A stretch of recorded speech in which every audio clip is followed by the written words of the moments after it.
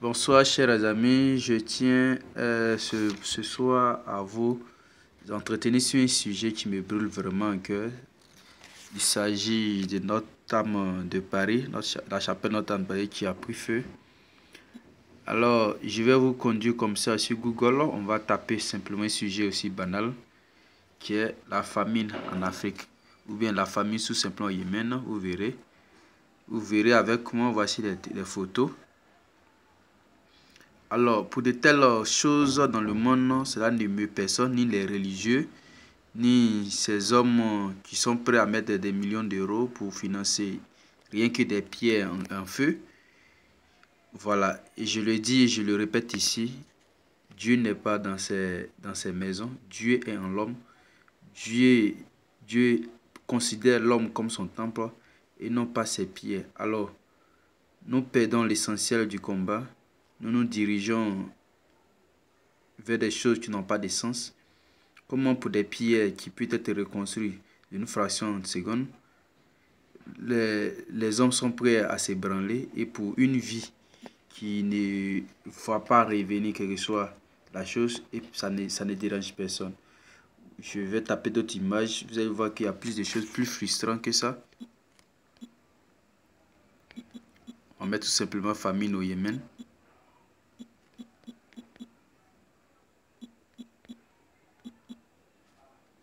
Je mets 2018 pour que vous voyez la chose la plus récente. Vous verrez. De telles choses ne dérangent personne. Ça ne dérange pas nos dirigeants. Ça ne dérange pas nos hommes religieux. Ça n'a rien à voir avec Dieu.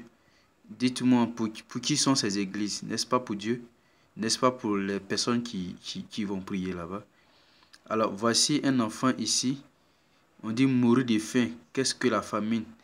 Vous verrez ici que, ici, pour si peu, cet enfant ne demande pas même pas 10 euros ou bien 10 dollars pour vivre. Il n'en a besoin que peut-être de 5 euros pour se nourrir. Mais là, il n'y a personne, ni un religieux, ni un média, ni les médias pour faire la propagande, pour trouver de quoi nourrir ses enfants. Non, ça ne dit personne, ça ne signifie rien pour une personne. D'ailleurs, même on ne va pas montrer même sur les médias. Et ces choses, ça ne touche personne. C'est vraiment choquant que des êtres humains agissent de la sorte. Et voilà, vous verrez que pour des roches, pour des cailloux, pour des trucs même où eux-mêmes ne croient même pas à l'existence de Dieu, pourtant ils ont fait de ça, je vais dire quoi, des événements. Et ça seul suffit à ébranler tout le monde entier. Pensez-vous que des fonds qui ont été mobilisés pour cette chapelle-là, si cet enfant avait eu ces fonds, pensez-vous qu'il n'aurait pas une chance de vivre? Voilà le monde dans lequel nous vivons. Et le paradoxe, c'est que nous soutenons cette vision où on fait des sélections, on cherche la chose et mais choisir ce qu'on doit estimer le plus important, les autres ne sont pas importants. Voilà, alors que ce n'est pas le cas. Il y a bien de combats que nous devons mener pour l'humanité. On nous parle ici de nos jours de globalisation. Eh bien, vous voyez, au lieu que les médias soient pour nous un moyen d'aider nos prochains de nos jours, ces médias-là sont guidés, ils sont sélectifs. C'est-à-dire qu'ils choisissent les événements que pour eux, ils sont majeurs, que tout le monde entier doit se branler pour ça. Et il y a des choses qui sont sous nos nez au quotidien, qui ne touchent personne, ça ne dit personne, ça est banal, c'est normal. Pensez-vous que ces personnes-là ont choisi cette vie? Ces souffrances atroces que ces personnes-là vivent sans qu'il y ait de soutien physique, moral ou disons économique. Personne, tous sont indifférents. Pas de médias pour faire des émissions spécialement pour ça. Je dis que cet engouement qu'on a accordé à Notre-Dame, je dis que des pieds, on n'a pas accordé ça. Tout ça au nom de Dieu. Pensez-vous que Dieu serait fier de ses actes? Je vais vous taper tout instant en ce moment une photo. Vous allez voir Notre-Dame de Paris. Vous allez voir l'engouement qu'il y a eu autour de cette chapelle.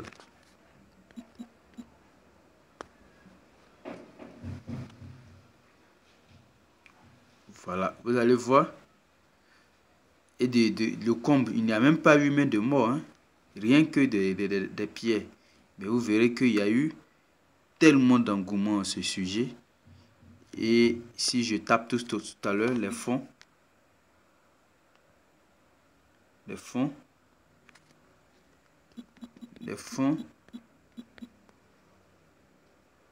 pour Notre-Dame de Paris, vous verrez.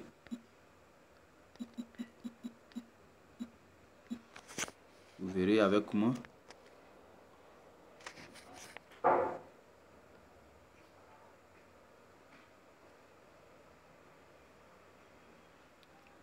Voilà, vous allez voir. Jusqu'à, je pense que même ils vont dépasser même la somme demandée. Voilà, ici il y a des votes même là.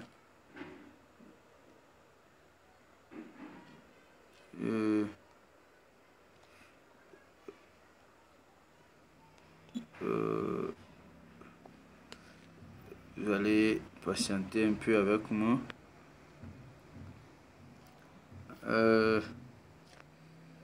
Voilà.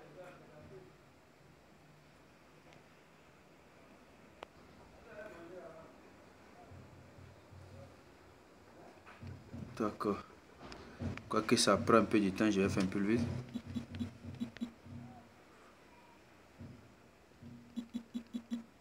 Donc, ça sera encore mieux. Donc, pour Notre-Dame de Paris.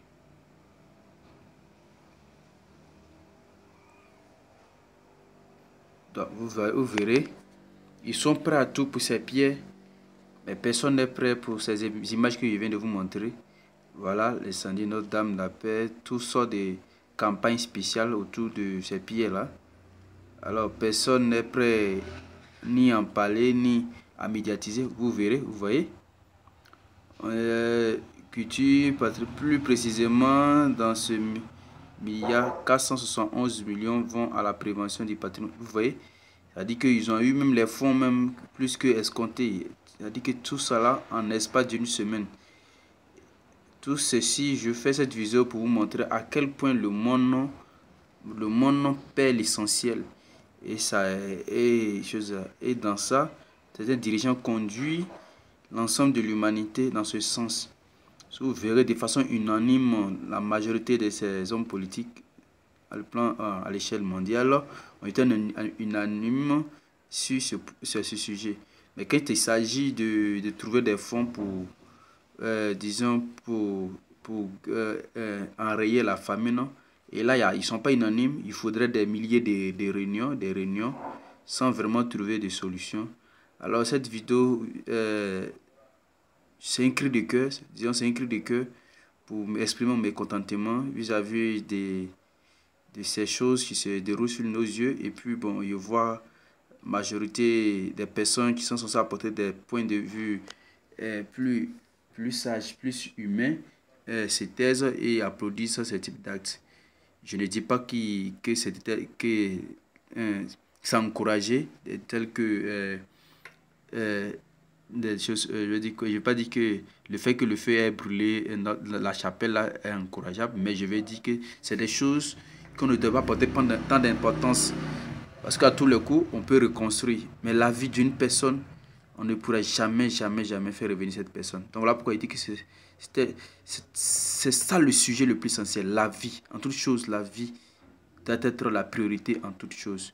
Je vous remercie pour ceux qui ont suivi la vidéo. Bonne soirée à vous.